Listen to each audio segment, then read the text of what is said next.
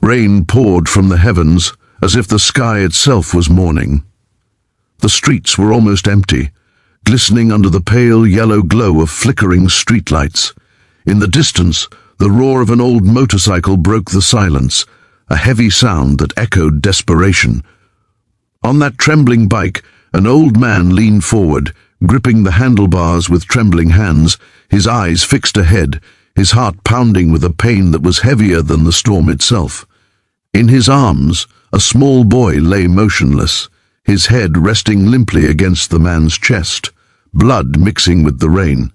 Every second felt like eternity. Every drop of water that hit his wrinkled face burned like fire, because the fear of losing the boy was far greater than any pain he had ever known. If you believe that kindness, compassion, second chances still have the power to change lives, then pause this video for a moment, hit the like button, share this story, comment your thoughts below, and don't forget to subscribe to this channel, because today, what you're about to witness might just restore your faith in humanity. The man's name was Walter, a 68-year-old retired mechanic who had lived most of his life in silence and regret. He had no family left. His wife had passed years ago, and his only son had walked out after a bitter argument that left scars neither could heal.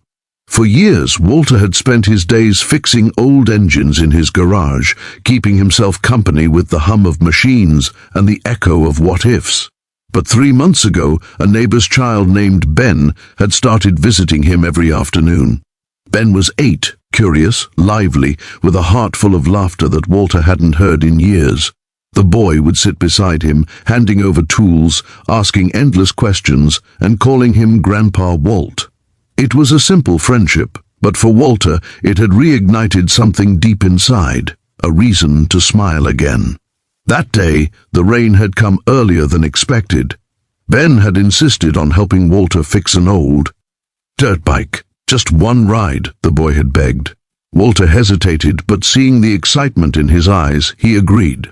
They went out on a quiet street, just a short ride, slow and careful, but the rain-slick pavement betrayed them. The bike skidded.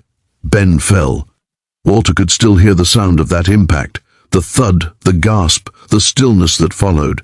Panic overtook him as he saw Ben's tiny frame lying still, his head bleeding.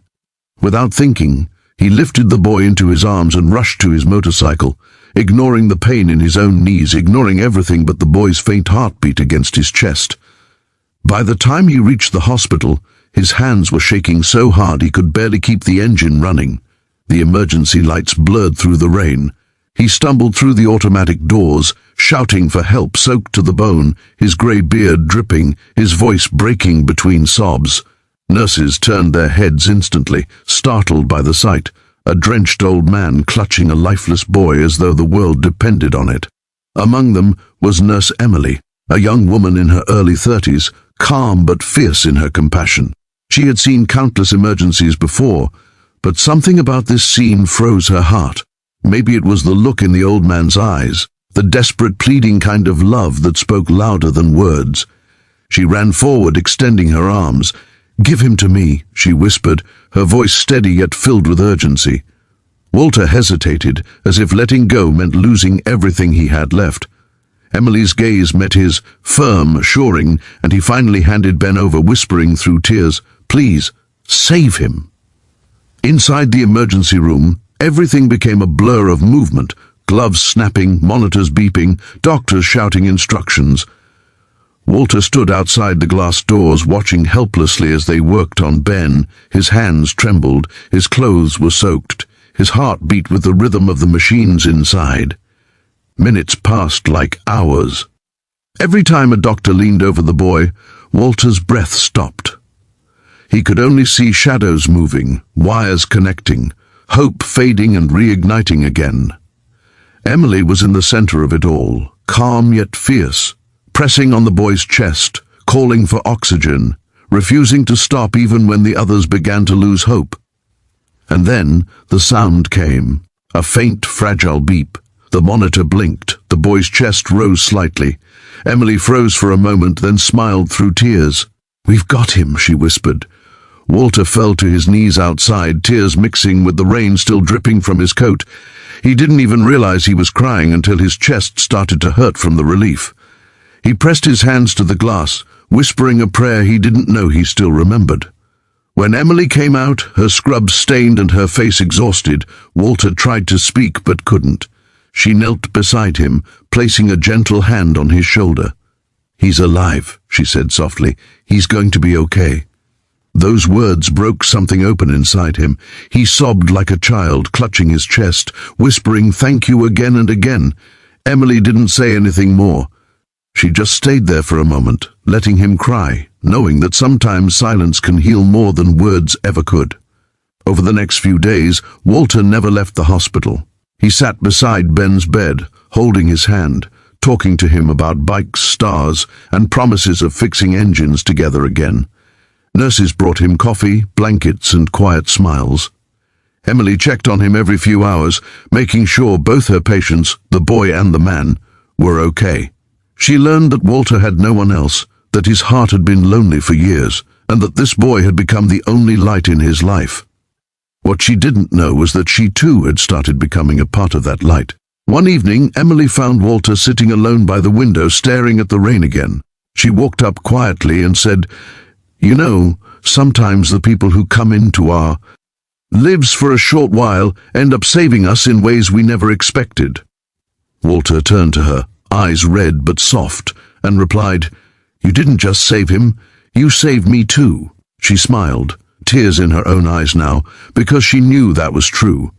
Compassion flows both ways. When Ben finally woke up, the first word he said was "Grandpa." Walter laughed through tears, clutching his hand. Emily stood by the doorway, watching them with a quiet smile. It was one of those rare moments that felt like the world had stopped to breathe, a moment that reminded everyone in that room what humanity was really about. Days turned into weeks, and Ben recovered faster than anyone expected. Doctors called it a miracle, but Walter knew it was something more. It was love, persistence, and the courage of a nurse who refused to give up. Before leaving, Walter went to find Emily. She was by the nurse's station, busy as always. But when she saw him, she smiled warmly. He held out a small metal pendant, a piece from the old dirt bike they'd crashed on. "For you," he said quietly, a reminder that even broken things can be fixed if someone cares enough. Emily took it, her eyes glistening. "And sometimes," she said softly, "broken hearts too." That night, as Walter and Ben walked out of the hospital under a clear sky, the rain had stopped. The air smelled fresh, like the world had just been washed clean. Walter looked up, the stars reflecting in his tired eyes, and whispered to himself, "Thank you." He didn't know if he was talking to God, to Emily, or to life itself, maybe all of them. Weeks later, Walter returned to his garage. The bike that had once brought him guilt now stood fixed and shining again, this time with a small charm hanging from the handlebar, the hospital tag from Ben's wrist, now a symbol of hope. Ben visited him every day after school, his laughter filling the place like sunlight, and sometimes Emily stopped by too, bringing sandwiches and smiles, sitting with them as they worked on engines together. The three of them had become something like a family, not bound by blood, but by the kind of love that's born in the hardest moments.